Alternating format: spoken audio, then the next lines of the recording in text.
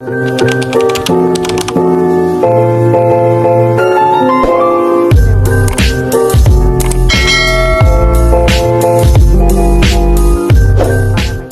to share the current video of our home construction progress.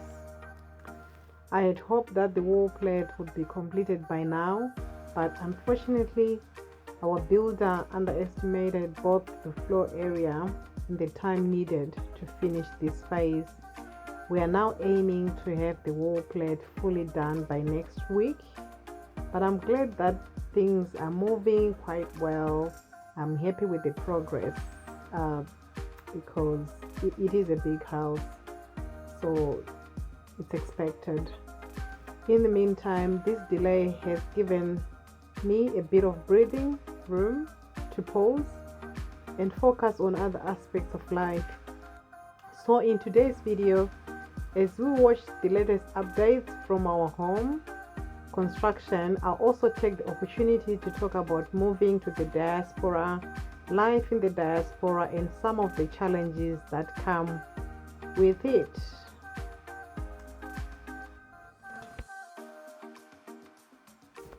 Yes, let's get into it. If someone had set me down 20 years ago and told me what life in the diaspora would really be like, I probably would have still come, but at least I would have been prepared. They told us about the good jobs, better education, and a better life, but they didn't tell us about the loneliness, the exhaustion, the identity loss, or the constant reminder that you are not really from home.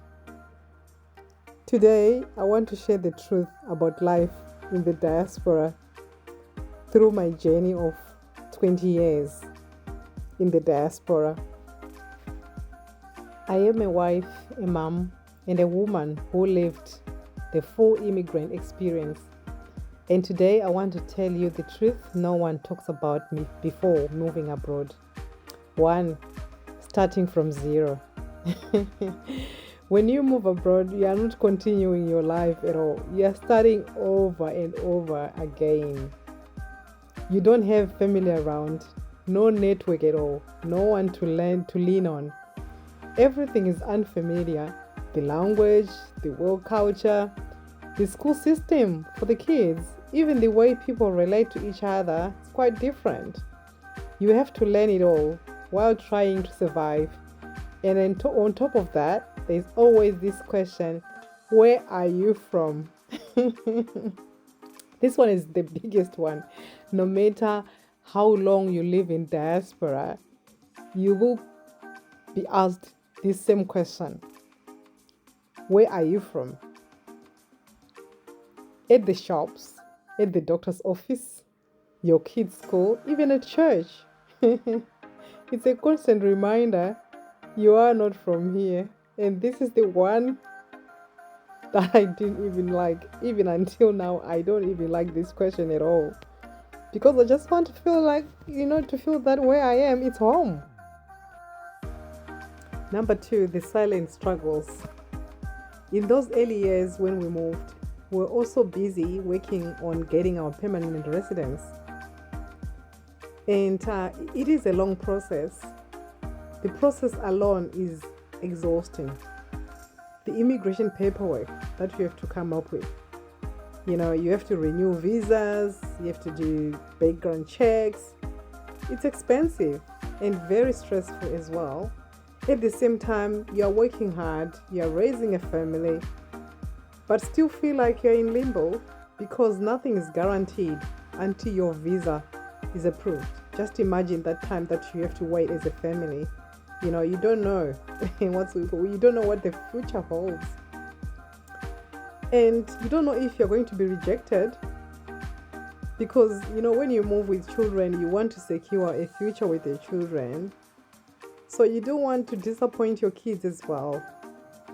Number 3, you feel homesick. All I can say is when you move, the village is gone. Back home, we had support system, we had relatives, neighbors, friends. It really did take a village, to raise a family back home. But here, we had no one. childcare is too expensive. So we tried to manage on our own.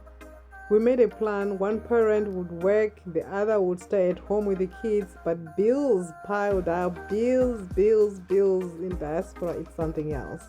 Rent, food, transport, everything is expensive. And the plan didn't work for one parent to stay at home.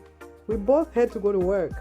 And that meant I started working night shifts just to be home during the day with the kids. And this is exhausting. It leads to number 4, exhaustion and burnout.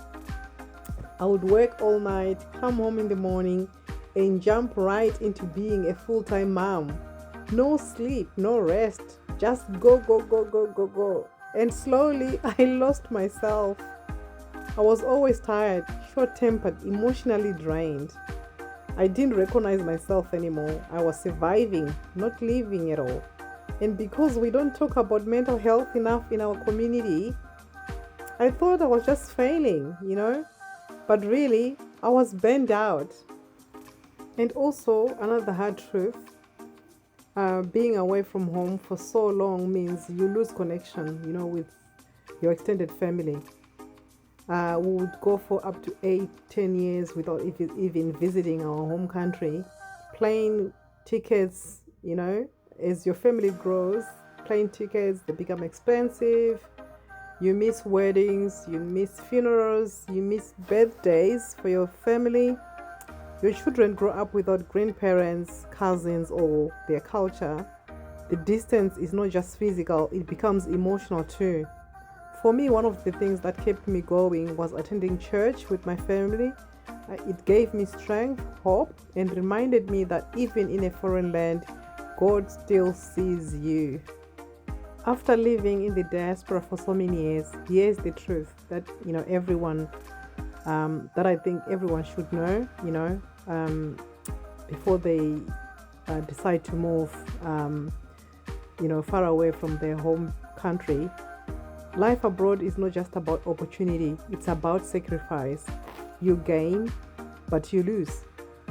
You grow, but you grieve at the same time. And no matter how long you live overseas, part of you will always belong to the place you left behind. But the beauty in this, you become strong, you learn to adapt, you find purpose again.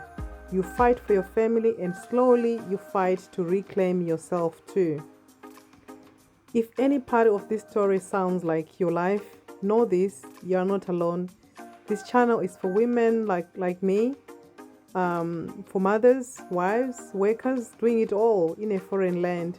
I'll be sharing more of my journey, the mistakes I've made, the lessons I've learned, and how I'm still growing. Please subscribe and let's talk in the comment section. How long have you been away from home? What's been the hardest part of diaspora life for you? Let's build a community with real stories and not just perfect pictures. Thank you all for subscribing.